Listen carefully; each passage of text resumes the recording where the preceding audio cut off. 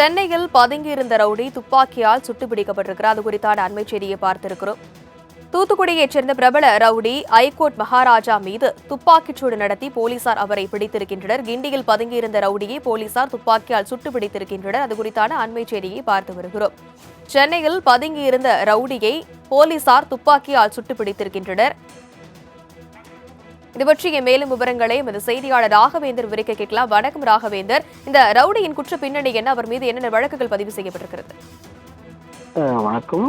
அண்மையில் நகைக்கடை அதிபரை கடத்திய வழக்கில் மூளையாக செயல்பட்ட ரவுடி ஐகோர்ட் மகாராஜா சென்னையில் பதுங்கியிருப்பதாக தனிப்படை போலீசாருக்கு தகவல் கிடைத்தது.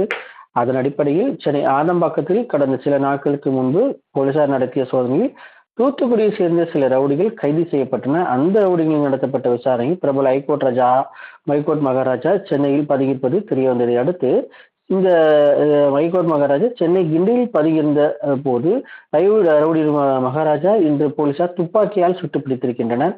ஆதம்பாக்கத்தில் உள்ள நகைக்கடை உரிமையாளர் கொலை செய்யும் நோக்கத்தோடு வந்திருந்ததாகவும் அதன் அடிப்படையில் இந்த ஐகோர்ட் மகாராஜா தற்போது அவரிடம் விசாரணை நடத்தப்பட்டிருப்பதாகவும் தற்போது ரவுடி மகாராஜாவை தற்போது மருத்துவமனையில் அனுமதிக்கப்பட்டு சிகிச்சைக்காக அனுமதிக்கப்பட்டிருப்பதாகவும் போலீசார் தரப்பில் தெரிவிக்கப்பட்டிருக்கு. அது மட்டுமில்லாமல் அந்த ரவுடி மகாராஜாவிடம் 3 மங்கி மாஸ்கோ மற்றும் 2 கயிறு மற்றும் ஒரு கைத்துப்பாக்கியும் இருந்ததாக தெரிவிக்கப்பட்டிருக்கு.